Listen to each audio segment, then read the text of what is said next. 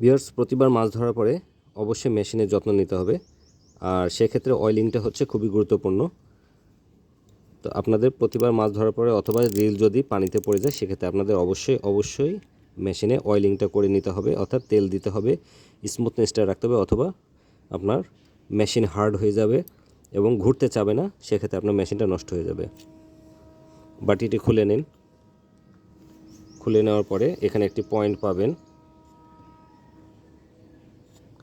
তেল দেওয়ার জন্য একটি পয়েন্ট রয়েছে। এই পয়েন্টে 2 ফোঁটা তেল দিয়ে দিন। দিয়ে একটু ঘুরিয়ে নিন।